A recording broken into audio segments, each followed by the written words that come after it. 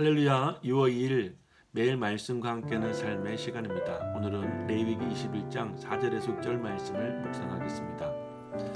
제사장은 그의 백성의 어른인즉 자신을 더럽혀 속되게 하지 말지니라. 제사장들은 머리털을 깎아 대머리 같게 하지 말며 자신의 수염 양쪽을 깎지 말며 살을 베지 말고 그들이 하나님께 대하여 거룩하고 그들이 하나님의 이름을 욕되게 하지 말 것이며 그들은 여호와의 화제 곧 그들이 하나님의 음식을 드리는 자인즉 거룩할 것이라.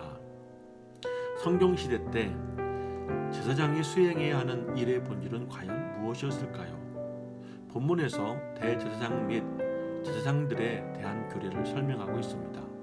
거기서 제사장을 백성의 어른이라고 표현했습니다.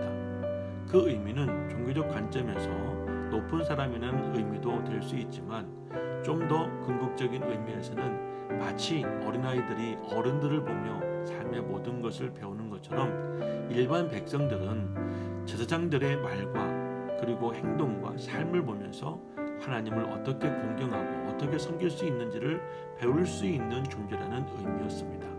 결국 제사장이란 하나님을 섬기는 본을 보여줄 수 있는 사람이라는 것입니다. 이런 제사장의 본질에 관련된 부분을 또 볼 수 있는 곳이 출애굽기 19장 5절에서 6절 말씀입니다. 세계가 다 내게 속하였나니 너희가 내 말을 잘 듣고 내 언약을 지키면 너희는 모든 민족 중에서 내 소유가 되겠고 너희가 내게 대하여 제사장 나라가 되며 거룩한 백성이 되리라. 너희는 이 말을 이스라엘 자손에게 전할지니라. 하나님을 이스라엘을 이 세상 나라들 가운데 특별하게 선택하셨고 또 제사장 나라가 될 것이라고 말씀하셨습니다. 하나님이 이스라엘을 선택하신 이유는 세상 많은 나라들에게 하나님을 어떻게 경외하고 또 어떻게 섬기는 것인가를 보여주는 제사장적 역할을 위해서라고 하십니다. 그것을 위해서는 이스라엘이 하나님의 명령과 언약을 잘 지켜서 하나님의 백성으로서 신실하게 살아야만 했습니다. 하지만 안타깝게도 이스라엘이 하나님을 경외하거나 존경하는 모습을 세상에 보여주지 못했습니다. 그래서 베드로 사도는 베드로전서 2장 9절 말씀에서 이 민족적 이스라엘 대신 새로운 제사장 나라를 선포했는데 그들이 곧 하나님을 믿는 교회 공동체였습니다. 베드로 사도의 관점에서 이제는 더 이상 이스라엘이라고 하는 나라가 제사장 나라가 아니고 하나님을 믿는 믿음의 공동체가 바로 제사장 나라 역할을 해야 한다는 것입니다. 성경시대 당시 제사장들은 이스라엘 안에 48개 성읍에 흩어져 살면서 이스라엘 백성들에게 하나님의 뜻과 하나님의 성품과 하나님의 법인 토라를 가르치는 일을 했기 때문에 아주 탁월한 교사들이었습니다. 말을 잘했고 전달 능력도 탁월했습니다. 하지만 토라의 지식을 가르치는 것이 주된 목적이 아니라 그 토라의 가치를 실천하고 행동하는 모습을 가르치는 것이 주된 목표였습니다. 즉, 이 세상에서 토라가 어떻게 실제적으로 삶에서 적용될 수 있는지 이스라엘 백성들에게 가르치고 또 자신들이 스스로 모범을 보이면서 토라가 상상 속에 있는 말씀이나 또는 실현 불가능한 것이 아니라 충분히 현실로 드러날 수 있다는 것을 삶으로 보여줌으로써 하나님이 실존하고 계시고 또 하나님의 나라가 이루어진다는 것을 보여줘야 되는 것이 그들의 역할이라고 생각했습니다. 때문에 제사장들은 이것을 위해서 항상 자신의 삶이 하나님의 말씀에 바르고 합당한지를 살펴야 했습니다. 그래서 악한 일들은 생각하지도 않았고 또 자신을 방치해서 스스로를 속되게도 하지 않았고 삶이 경거망동하지도 않도록 노력했습니다. 옷도 단정하게 입었고 걸음걸이도 신경 썼다고 합니다.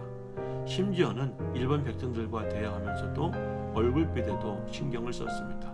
왜냐하면 이 모든 것을 통해 하나님을 존경하는 사람의 모습이란 어떤 것인가를 보여줄 수 있었고 보여주어야 했기 때문입니다. 만약 제사장이 하나님을 향한 경외심을 갖지 않고 단순히 토라만 가르치는 역할을 했다면 그래도 스스로 그 가르치는 것 외에는 삶에서 일반 백성들과 전혀 다를 것이 없었다고 한다면 그는 제사장으로서 역할을 완수하지 못한 뿐만 아니라 그를 제사장으로 세운 하나님의 계획에서 벗어난 삶을 산 것입니다.